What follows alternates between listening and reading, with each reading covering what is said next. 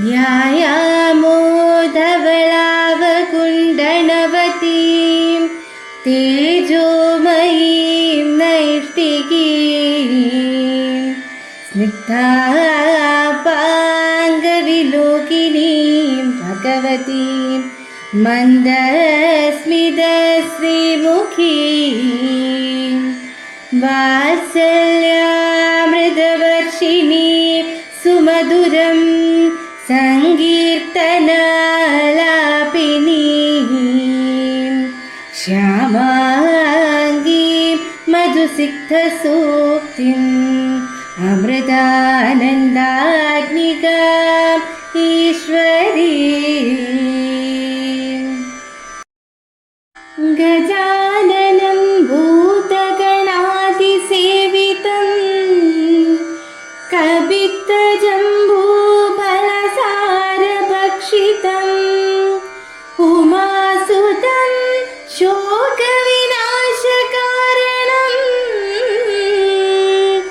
नमामि विघ्नेश्वर पादपङ्कजम्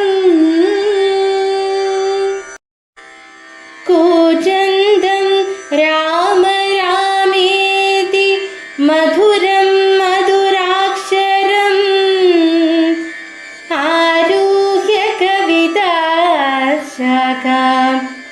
वन्दे वाल्मीकिकोकिलम् ॐ हरिश्रीगणपतये नमः अविघ्नमस्तु।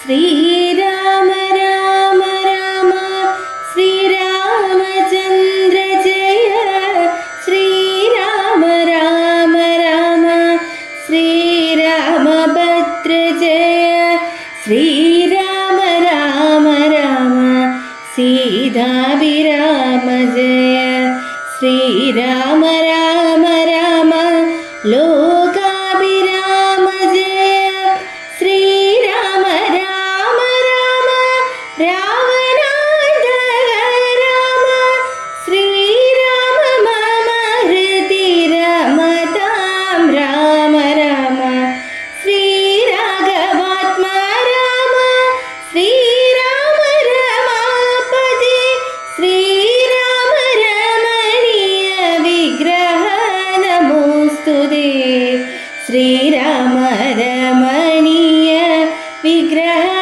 नमोस्तुते नारायणाय नमो नारायणाय नमो नारायणाय नमो नारायणाय नमः नारायणाय नमो नारायणाय नमो नारायणाय नमो नारायणाय नमः ശ്രീരാമനാമം പാടി വന്ന പൈങ്കിളിപ്പെണ്ണേ ശ്രീരാമചരിതം നീ ചൊല്ലിടുമടിയാതെ ശാരിക പൈതൽ താനും വന്ദിച്ചു വന്ദ്യന്മാരെ ശ്രീരാമസ്മൃതിയോടെ പറഞ്ഞു തുടങ്ങിനാൻ. തന്നുടെ ഗുരുവായ വസിഷ്ഠനിയോഗത്താൽ മന്നവൻ വൈവണ്ടകൻ തന്നെയും വരുത്തിനാൻ. ശാലയും പണി ചെയ്തു സരയൂ തീരത്തിങ്കൽ ഭൂലോകപതിയാലം ദീക്ഷിച്ചാനതു കാലം.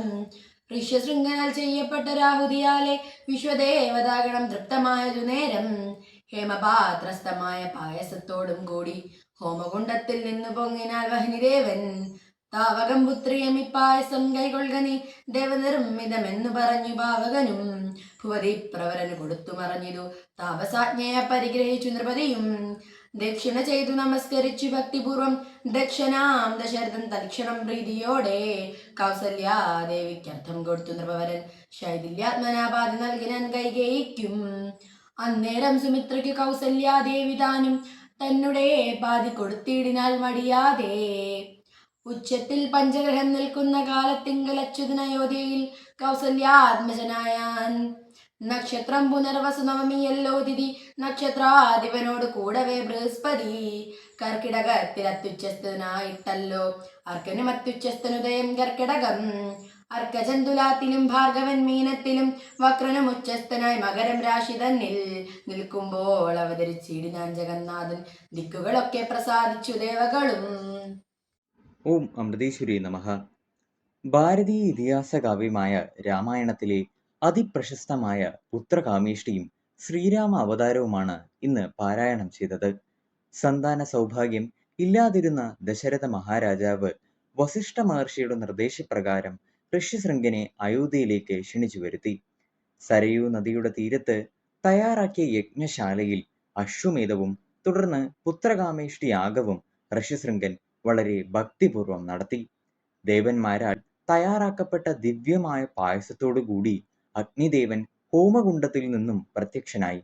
മഹാരാജാവിന് സന്താന സൗഖ്യം ലഭിക്കുന്നതിനായി ലഭിച്ച ദിവ്യമായ പായസത്തെ കൗസല്യ, കൈകേയി, സുമിത്ര എന്നീ ഭാര്യമാർക്ക് പകുത്തു നൽകുന്നു. 10 മാസം കഴിഞ്ഞപ്പോൾ ചൈത്രമാസത്തിൽ ശുക്ലപക്ഷത്തിലെ നവമി ദിവസം ശുഭകർക്കിടക ലഗ്നത്തിൽ 5 ഗ്രഹങ്ങൾ ഉച്ചസ്ഥാനവും സൂര്യൻ മേടരാശിയിലും നിൽക്കെ സനാതനും പരമാത്മാവുമായ ജഗത് സ്വാമി ജാതനായി. അസുര ചക്രവർത്തിയായ രാവണനെ നിഗ്രഹിക്കാൻ മഹാവിഷ്ണു അവതരിച്ച രൂപമാണ് ശ്രീരാമ അവതാരം. വിനയം, സത്യം, കരുണ, ധൈര്യം എന്നിവയുടെ പ്രതീകമായി ശ്രീരാമചന്ദ്രൻ വളർന്നു. ഭക്തിപൂർവം നിഷ്കാമമായി ചെയ്യുന്ന ഏതു കർമ്മത്തിലും ഈശ്വരൻ പ്രസാദിക്കും എന്നുള്ള പരമമായ സത്യത്തെയാണ് ഇവിടെ കാണാൻ കഴിയുന്നത്. ഓം നമഃ ശിവായ.